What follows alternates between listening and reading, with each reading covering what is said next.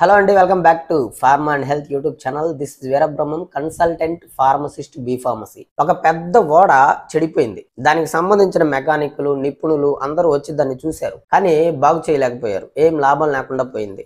ఆ ఓడ మొరాయిస్తుంది, నేను అస్సలు కదలను అని. ఆ ఓడకు సంబంధించిన ఓనరు ఎంతో దిగులుగా ఆ ఊర్లో ఉన్న అంతా గాలించి గాలించి ఒక 30 సంవత్సరాల అనుభవం ఉన్న ఒక ఇంజనీర్ని తీసుకొచ్చి అతనికి ఆ ఓడ యొక్క రిపేర్ బాధ్యత అప్పగించాడు. ఆ వచ్చిన ఇంజనీరు ఓడ చుట్టూరు బాగా తిరిగి కిందకి పైకి ఎక్కి మొత్తం అంతా పరిశీలించి తన బ్యాగులో నుంచి ఒక సుత్తి తీసుకొని ఇంజన్ దగ్గరలో ఉన్న ఒక భాగం మీద మెల్లిగా 2 దెబ్బలు అలా కొట్టాడు. అలా కొట్టంగానే ఓడ ప్రాణం పోసుకుంది. ఇంజన్ స్టార్ట్ అయిపోయింది. సమస్య పరిష్కారం అయిపోయింది. ఒక వారం తర్వాత ఈ ఇంజనీరు యజమానికి బిల్లు పంపించాడు.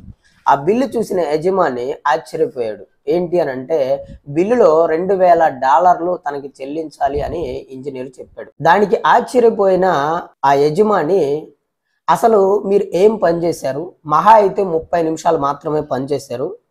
కేవలం సుత్తితో 2 దెబ్బలు కొట్టంగానే ఇంజిన్ స్టార్ట్ అయిపోయింది. దానికి మీకు ఇంత బిల్లు చెల్లించడం ఏంటి?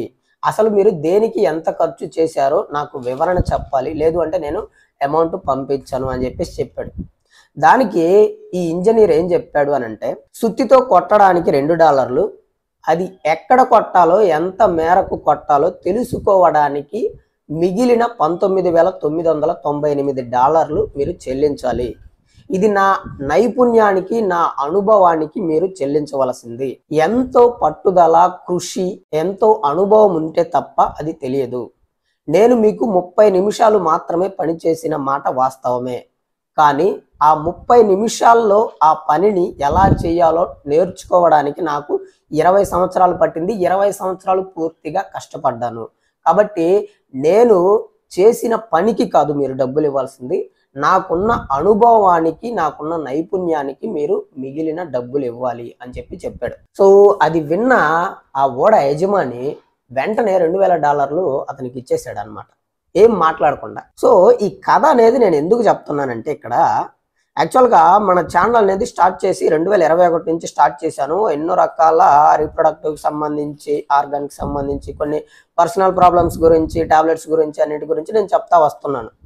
సో అయితే ఈ మధ్య కాలంలో కొంతమంది నువ్వేం చదువుకున్నావు అని చెప్పేసి కొంతమంది కామెంట్ చేస్తున్నారు అనమాట. సో నేను వీడియో స్టార్టింగ్లోనే క్లియర్గా చెప్తున్నాను, నేను ఒక ఫార్మసిస్ట్ని, నేను బి ఫార్మసీ చదివాను అని చెప్పేసి క్లియర్గా చెప్తున్నాను. కానీ వీళ్ళు ఎవ్వరూ కూడా వీడియో అనేది కంప్లీట్గా చూడరు. 1 నిమిషం వీడియో చూసి నువ్వేం చదువుకుంటున్నావు, ఎందుకు చెప్తున్నావు అని చెప్పేసి చెప్తున్నారు. సో ఇలాంటి వాళ్ళకి నేను క్లియర్గా చెప్పేది ఏంటి అని అంటే, నేను 2013లో నాది బి ఫార్మసీ కంప్లీట్ అయిపోయింది. కంప్లీట్ అయిన తర్వాత 2014కి ముందు 2013లో కంప్లీట్ అయ్యంగానే పీజీ సెట్ రాశాను. పీజీ సెట్లో నాకు 1600 ర్యాంక్ వచ్చింది. ఎంఫార్మసీ జాయిన్ అయ్యాను. ఫస్ట్ ఇయర్ కంప్లీట్ అయిపోయింది సక్సెస్ఫుల్గా.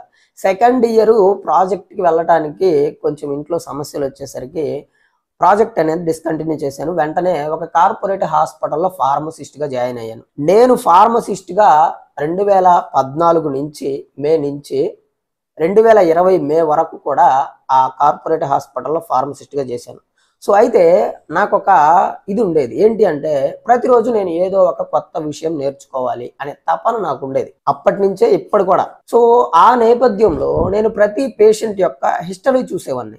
అతనికి ఏమయ్యి హాస్పిటల్కి వచ్చాడు, అతనికి ఎలాంటి డయాగ్నోస్టిక్ టెస్టులు చేశారు, ఏ రోగాన్ని కనుక్కున్నారు, దానికి ఎలాంటి మందులు రాస్తున్నారు అని చెప్పేసి ప్రతి పేషెంట్ ఫైల్ అనేది చూసేవాడిని. ఎందుకంటే మేము ఫార్మసిస్ట్ కాబట్టి, మందులు ఇచ్చేది మేమే కాబట్టి ఒకసారి హిస్టరీ అండ్ డయాగ్నోస్టిక్స్ టెస్ట్లు ఇవన్నీ చూసి మందులు రాసిచ్చి ఎప్పుడెప్పుడు వేసుకోవాలని చెప్పేసి రాసిచ్చి పంపించేవాళ్ళు. సో ఈ కరోనా వచ్చిన తర్వాత నేను ఫార్మసిస్ట్ జాబ్కి రిజైన్ చేసేసి నా సొంతంగా మెడికల్ షాప్ పెట్టుకొని ఈ వీడియోస్ అనేది చేసుకుంటున్నాను.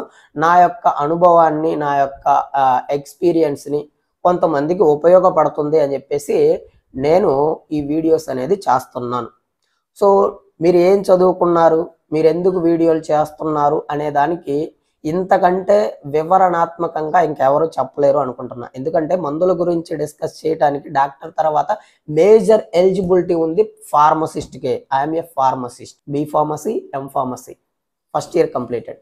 సో అయితే ఈ రోజు నేను ఈ వీడియోలో మీకు ఒక కేస్ స్టడీ, ఈ మధ్య కాలంలో జరిగిన కేస్ స్టడీ, నిజంగా జరిగిన కేస్ స్టడీ అనమాట. నాకు ఎంతో మంది కాల్స్ చేస్తూ ఉంటారు. సో దాన్ని బేస్ చేసుకొని నేను వీడియోస్ చేస్తూ ఉంటాను వాళ్ళ ప్రాబ్లమ్స్ మీద.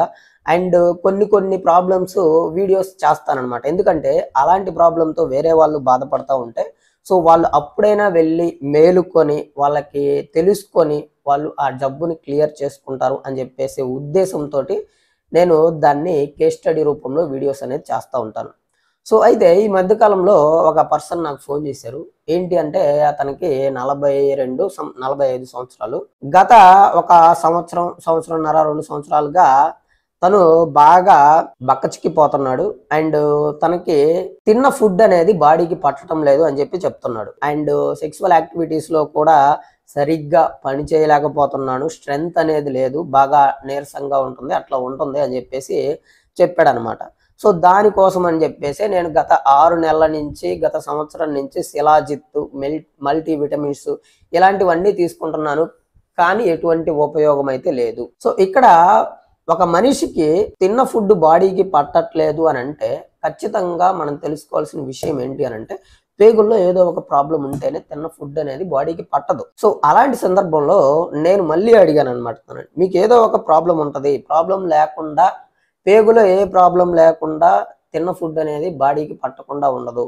మీరు ఒక్కసారి గ్యాస్ట్రోఎంట్రాలజిస్ట్ని కన్సల్ట్ అయ్యి మీకు కొలనోస్కోపీ కానీ ఎండోస్కోపీ కానీ చేస్తే గనక మీకు ప్రాబ్లం అనేది డిటెక్ట్ అవ్వదు. అది చేపించుకుంటేనే మీకు ప్రాబ్లం అనేది క్లియర్ అవుద్ది, లేదు అంటే అవ్వదు అని చెప్పాను. సో తర్వాత అప్పుడు అతను నాకు చెప్పాడు ఏంటి అని అంటే తనకి అప్పుడప్పుడు మోషన్స్ అవుతున్నాయని, కడుపులో నొప్పి పడుతుందని చెప్పేసి, సరిగ్గా ఆకలి అవ్వట్లేదు అని చెప్పేసి, ఈ మధ్య కాలంలో గత 10 రోజుల కాలంలో కొంచెం బరువు ఇంకా ఎక్కువ తగ్గానని చెప్పేసి చెప్పాడు.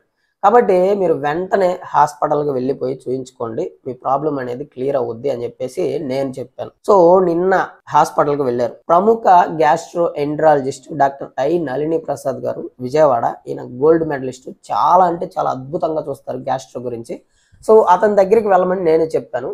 వెళ్ళిన తర్వాత డాక్టర్ గారు ఈ పేషెంట్కి టెస్ట్ చేసి, కొలనోస్కోపీ చేసి అండ్ బ్లడ్ టెస్ట్ చేసి చూస్తే అతనికి లోపల పేగుల్లో క్రాన్స్ డిసీజ్ అనేది ఉంది అని చెప్పేసి రిపోర్ట్ ఇచ్చారు. ఒకసారి మీకు రిపోర్ట్ పెడుతున్నాను స్క్రీన్లో, ఒకసారి చూడండి. సో ఇక్కడ ప్రాబ్లం ఏం డిటెక్ట్ అయింది?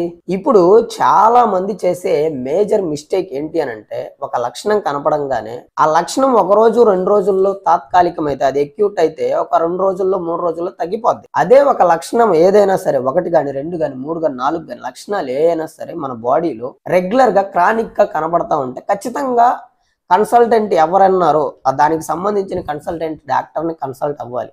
అలా అవ్వకుండా మీరు అలాగే మల్టీ విటమిన్స్, నీరసానికి, శిలాజిత్తులు ఇలాంటివి వాడటం వల్ల మీకు చాలా అంటే చాలా ప్రాబ్లంలో పడిపోతారు. సో ఇప్పుడు ఈ పేషెంట్ పరిస్థితి కూడా అదేనమాట. క్రాన్స్ డిసీజ్ అనేది ఇప్పుడప్పుడే వెంటనే తగ్గిపోయేది కాదు, కొంచెం టైం పడుతుంది. ఒక్కొక్కసారి కొంతమందికి తగ్గును కూడా తగ్గదనమాట, సడన్ గా బాడీ వెయిట్ లాస్ అవుతారు. సో ఇక్కడ నేను మీకు ఇంకొక విషయాన్ని చెప్పదలుచుకున్నాను. మన బాడీలో ఏదైనా కొన్ని లక్షణాలు కనపడ్డప్పుడు ఆ లక్షణాలకి సంబంధించి డయాగ్నోసిస్ చేయటం అనేది వెరీ వెరీ వెరీ ఇంపార్టెంట్. ఎందుకంటే ఆ లక్షణం ఆ మూలం కనుక్కున్నప్పుడే మెడిసిన్ అనేది, రైట్ మెడిసిన్ అనేది అక్కడ వెళ్తుంది. Right doctor, right diagnosis, right treatment is the all clear of diseases. ఎందుకు ఇలా చెప్తున్నాను అంటే ఇంకొక పేషెంట్ రీసెంట్ గా మా రిలేటివ్స్ లో ఒక 40 years మహిళ, తనకి ఎప్పటి నుంచో గ్యాస్ట్రిక్ ప్రాబ్లం ఉందని, సరిగ్గా తిన్నది అరగటం లేదని చెప్పేసి చాలా మంది డాక్టర్లు, ఆ ఏరియాలో ఉన్న డాక్టర్లు, ఒంగోలు డాక్టర్లు చూయించుకుంది. సో తనకి ఎండోస్కోపీ చేశారు. ఎండోస్కోపీ చేసి ఏం లేదమ్మా, మీకేం ప్రాబ్లం లేదు, మీకు గ్యాస్ ట్రబులే, కాబట్టి గ్యాస్కి సంబంధించిన మెడిసిన్స్ అండ్ ఫ్రీగా మోషన్ అవ్వడానికి ఒక జెలిసిల్ ఎంపీఎస్ లేదంటే క్రెమాఫిన్ ప్లస్ ఇలాంటివి రాశారు, డిఫ్లాక్ లాంటివి. సో ఆమె గత 2 సంవత్సరాలు 3 సంవత్సరాల నుంచి అవి వాడుతుంది. తనకి జబ్బు అయితే క్యూర్ అవ్వట్లేదు. సడన్ గా హిమోగ్లోబిన్ కూడా పడిపోయింది అనమాట. అంటే తిన్న ఫుడ్ అనేది బాడీకి పట్టకపోతే మనకి హిమోగ్లోబిన్ ఆటోమేటిక్ గా తగ్గిపోద్ది. హిమోగ్లోబిన్ తగ్గిపోయింది అని అంటే రక్తం మనకి సడన్ గా తగ్గిపోతుంది అని అంటే రక్తం కూడా ఎక్కడి నుంచో వెళ్తా ఉంటది. మనకి నోట్లో నుంచి యానస్ వరకు రక్తం అనేది ఎక్కడి నుంచి అయినా డ్యామేజ్ అయ్యి వెళ్ళిపోవచ్చు అనమాట, లాస్ అవ్వచ్చు. ఇక్కడ నేను మీకు చెప్పవలసిన ఇంకొక విషయం ఏంటి అని అంటే ఎండోస్కోపీ చేశారు, ఇవి ఇచ్చారు, సో తగ్గలేదు. ఇక్కడ ఏం జరిగింది అంటే తన రోగానికి, తన లక్షణాలకి డయాగ్నోసిస్ అనేది జరగలేదు. అంటే మూలమేంటో ఆ డాక్టర్స్ కనుక్కోలేకపోయారు. ఎందుకంటే కొలనోస్కోపీ చేయాలి అనేది తను చూపించుకున్న డాక్టర్ ఎవరైతే ఉన్నారో వాళ్ళకి తెలియకపోవచ్చు. అండ్ వాళ్ళ దగ్గర వాళ్ళ హాస్పిటల్లో కొలనోస్కోపీ రిక్వైర్మెంట్ అనేది, ఆ టెస్ట్ అనేది రిక్వైర్మెంట్లో లేకపోవచ్చు. అందుకని వాళ్ళు మిగతా నార్మల్గా లక్షణానికి సంబంధించిన మందులు ఇచ్చి ఉండొచ్చు, తనకి తగ్గిపోకపోవచ్చు. దాని కారణంగా హిమోగ్లోబిన్ కూడా పడిపోయి బాగా నీరసంతో అసలు నడవలేని పరిస్థితుల్లో నా దగ్గరికి వచ్చింది. సో నేను వెంటనే ఈమెని సార్ దగ్గరికి పంపిస్తే ఈమెకి కొలనోస్కోపీ, ఎండోస్కోపీ, బ్లడ్ టెస్టులు అన్నీ చేయగా తెలిసిన విషయం ఏంటి అని అంటే తన పేగుల్లో ఒక స్మాల్ ఇంటెస్టైన్లో పేగులో ఇంత పొడుగు వరకు చిన్న చిన్న గుల్లల్లాగా వచ్చి ఆ పేగు మొత్తం అలా గుల్లలుగా వచ్చేసింది అనమాట, పుండ్లుగా. సో దానిని సారు బయోప్సీకి పంపించారు. బయోప్సీ రిపోర్ట్ వచ్చిన తర్వాత దాంట్లో కొచ్చిస్ డిసీజ్ అని వచ్చింది. అంటే టీబీ బ్యాక్టీరియా ఆ పేగులో ఉంది అని వచ్చింది. దాని కారణంగా తనకి ఆకలి అవ్వకపోవడం, సరిగ్గా అన్నం తినాలనిపించకపోవడం, తిన్నది అరక్కపోవడం, బాడీకి పట్టకపోవడం, ఇలాంటి ప్రాబ్లమ్స్ అన్నీ కూడా వచ్చాయి. ఇక్కడ మీరు తెలుసుకోవాల్సిన విషయం ఏంటి అని అంటే ఎండోస్కోపీ చేస్తే ఈ విషయం అనేది తెలుస్తుందా? తెలియదు. కొలనోస్కోపీ చేస్తే మాత్రమే మీకు మూలం అనేది బయటపడింది. కాబట్టి మూలాన్ని కనుక్కోవటం అనేది వెరీ వెరీ ఇంపార్టెంట్. అండ్ ఆ మూలానికి సంబంధించిన టీబీ బ్యాక్టీరియాకి సంబంధించిన మెడిసిన్ నళిని ప్రసాద్ గారు ఒక 6 నెలల వరకు వాడించారు. ఇప్పుడు తను సూపర్ అంటే సూపర్గా ఉంది. తన పని తను చేసుకుంటుంది, పొలం పనులు అన్నీ కూడా చూసుకుంటుంది అనమాట. కాబట్టి ఇక్కడ ఈ వీడియో అనేది చాలా ఇన్ఫర్మేటివ్గా ఉంది. మీకు నచ్చితే ఒక లైక్ వేసుకోండి. అండ్ ఇలాంటి ప్రాబ్లమ్స్ ఏమైనా ఉంటే మీకు నా వాట్సాప్ నంబరు 7032027201 ఈ నంబర్కి మీ సమస్యను వాట్సాప్ చేయండి. అది రిప్లై ఇచ్చేదైతే నేను ఒక కామెంట్లో నాకు ఖాళీ ఉన్నప్పుడు ఇస్తాను. లేదు అంటే డైరెక్ట్గా మీరు నాతో మాట్లాడాలి అనుకుంటే ఆ వాట్సాప్ డీపీలో స్కానర్ ఉంటుంది, దానికి కాల్ చేసి 200 పే చేసి నాకు కాల్ చేయండి. నేను మీకు ఒక మంచి సజెషన్ అయితే ఇస్తాను. సో కొత్తగా మన ఛానల్ కనుక ఎవరైనా చూస్తున్నట్లయితే సబ్స్క్రైబ్ చేసుకొని పక్కన ఉన్న బెల్ ఐకాన్ ప్రెస్ చేయండి. Thank you.